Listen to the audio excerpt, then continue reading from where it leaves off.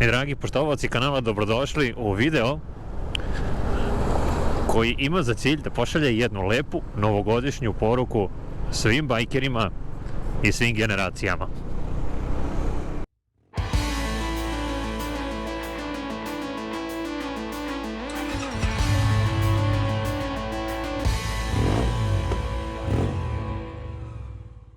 Ove godine će Deda Mraz akcija biti 28. decembra, to je poslednja subota u godini.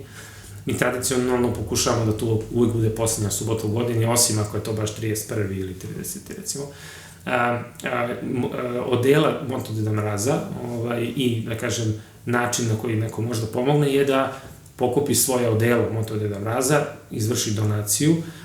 Na 4 mesta u Beogradu imamo distribuciju Deda Mraz odela. To su motoradnje koje su većini poznate, to je Motoland, Burnout, onda autoškola Vir, naša tradicionalna iz koje smo, da kažem, i potekli, i garaža, zove se garaža, prodavnica u centru grada na Vračaru. Znači, u suštini, kao i svake godine, motociklisti treba da odu u jednu od te 4 prodavnice, da ostave svoju donaciju, preporučeni iznos je 1.500 dinara, već poslednjih x godina. Ako neko nema, može nešto i manje, nije, da kažem, sad neka cena. Onda preuzme svoje odelo i time je praktično nam je pomogao da onda od tih sredstava, od razlike u novcu između odela koliko ga mi nabavimo i te donacije, mi onda od tih sredstava kupujemo slatkiše, pravimo paketiće i onda od viška sredstava kupujemo nešto za dom u dogovoru sa njima. Dakle, okupljanje je u 10 časova, tog 28. I kakav je plan? Okupljanje je u 10 časova, mada znam da uvek dođe puno njih već u 9. Onda, kad započne okupljanje, naši redari će usmeriti motocikliste da se parkiraju, tako da onda lako možemo da krenemo u kolonu. Kolona kreće u 11 časova. Trudimo se da uvek budemo disciplinovani 2 po 2 motocikla u koloni i onda pod policijskom pratnjom vozimo se do doma u Sremčici. Tamo ćemo biti negde oko 15 do 12 manje više, pošto kolona ne ide brzo. Tamo će nas čekati, naravno, deca, imat ćemo određeni program sa njima, daćemo paketiće, družit ćemo se sa njima do 1-2 popodne, manje više, kada idemo svi u jedan restoran na splavu Petica na Adi, gde završavamo celu akciju svečanim ručkom. To je tradicionalni pasulj za bajkere. Da li vremenska prognoza može da utiče na održavanje ove akcije? Pa, znaš kako, istorijski nijednom nije sprečila akciju. Ono što znam sigurno to je da, ma kako bude vreme, nas 30 će se svakako pojaviti. Sad, ako bude lepše vreme, bude 300-400 motora, ako bude malo, da kažem, hladnije vreme, bit će nešto manje, ali u suštini ne može da nas zaustavi. Jer mi smo još 2007. godine, da kažem, jedan od kriterijuma za odabir ustanove je bio koliko je ta ruta do tog doma čišćenja i koliko je frekventna. U suštini ta ruta kojom idemo je uvek veoma frekventna i dobro održavana. Tako da, osim ako ne bude baš u tom momentu neki katastrofa, sneg ili nešto, sigurno da će asfalt biti dovoljno bezbedan za sve nas. Prva Deda Mraz akcija je krenula 2007. godine.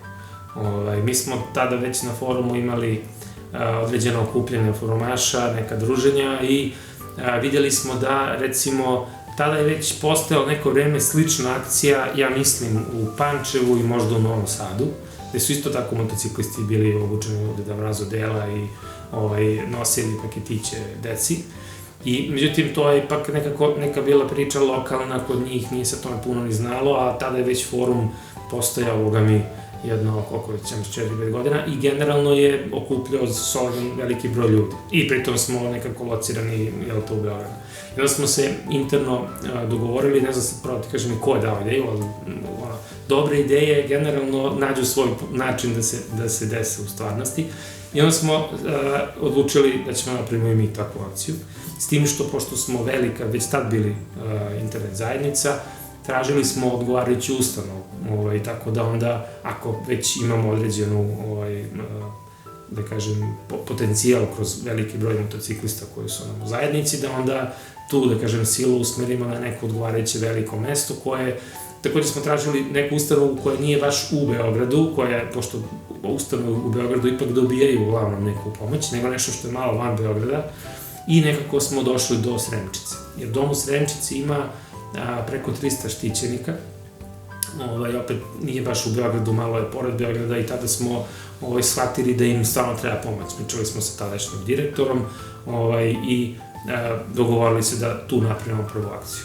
Sećam se recimo da je te prve godine bilo -4 ili -5 tog jutra kada se okupilo nas, ja mislim, 30-ak ispred Gradske skupštine u Beogradu. I eto, tad, na ovamo, svake godine smo imali akciju. Jedne godine kad je bila korona smo imali akciju, ali bez odlaska tamo. Isto smo sakupili sredstva i kupili slatkiše, spakovali paketiće. Nismo mogli da im odnesemo, već je kombi došao do nas, ali sećam se tada da nam je rekao vozač iz kombija, koji neče tamo neki, tada bio sekretar, u fazonu kao deca su mnogo tužne, da čekaju da dođete, obavezno dođete na Uskrs. Kako se ponaša, recimo, grad prema ovoj akciji i da li i koliku podršku imate, ajde da kažem, neke gradske zajednice? Vidi, prvo, ono što je činjenica je da smo prepoznatljivi. Kad mi odnesemo dokumentaciju u policiji zbog pratnje i zbog okupljanja i gradskom sekreterijatu zbog te rute za saglasnost, svi već prvo znaju za nas, drugo, odmah nam pomažu, kažu sve je okej, već znamo, u tom smislu nemamo nikakav problem. Recimo, gradski sekretarijat nam onda, pošto to humanitarna akcija i već od toliko godina postoji, ne naplaćuje taksu, tako da u tom smislu nas podržavaju. Inače, sa druge strane, mi akciju realizujemo sami i uz pomoć drugih humanitarnih organizacija. U tom kontekstu nismo ni tražili duše pomoć grada, jer nam objektivno nije ni potrebno, ja bih rekao. Obzirom na to da BJ Bikers postoji već 20 godina, kao što si rekao, da li možeš našim gledalcima i ljubiteljima na Dva točka da kažeš što to mogu eventualno u budućnosti da očekuju novo na vašem sajtu, ili ćemo to preskočiti i objaviti neki drugi put? Jedna kratka ekskluziva. Pa da, kao što si rekao, evo sledeće godine u martu će biti 20 godina od postojanja naše internet zajednice i foruma. Biće dosta nekih, planiramo da se malo prodrma, da kažem, priča, to jest neki ćemo nove stvari uvesti sledeće godine, tako da onda narednih 20 godina bude, da kažem, bolje nego ovih prvih 20. Ne bi baš da ulazimo u detalje šta će to konkretno da bude, mislim da to možemo pričati kad to bude sve spremno, ali u suštini biće dosta zanimljivih sadržaja, bit će dosta zanimljivih, ja bih rekao, formata putem kojih ćemo moći da pomognemo početnicima motociklisti, koji su početnici motociklisti. Bit će mnogo zanimljivih aktivnosti za ljude koji su već neko vreme voze motor i verujem da će biti korisno. Znači, jer ultimativno ono što je cilj cele naše zajednice i, da kažem, tog portala, od kad sam ga pokretao, je u stvari promocija motociklizma i poboljšanje bezbednosti motociklista u saobraćaju. Znači, u kontekstu tih ciljeva će biti dosta nekih novina sledeće godine. Ivane, mnogo ti hvala i radujem se našem sledećem susretu. Hvala i tebi. Hvala još jednom Ivanu što je podelio sa nama neke lepe informacije koje možda do sada i nismo znali. Veoma cenimo njegovo gostovanje našem kanalu.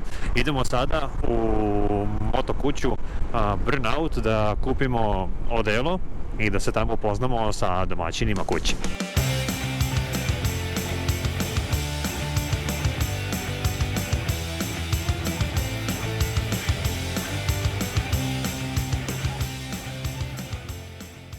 Ćao ljudi, dobrodošli u Burnout salon. Nakon dugogodišnje saradnje sa BJ Bikersima i ove godine tradicionalno organizujemo prodaju Deda Mrazovih odela po ceni od 1.500 dinara ili ako neko želi i više, kako bismo usrećili mališane iz Sremčice.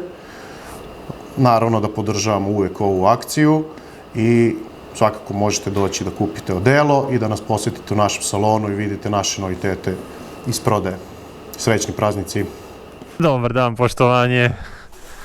Jeste dobro, srećan rad? Hvala. Evo, izvolite u ime akcije Deda Mrazijada 2024. Divno, mnogo vam hvala.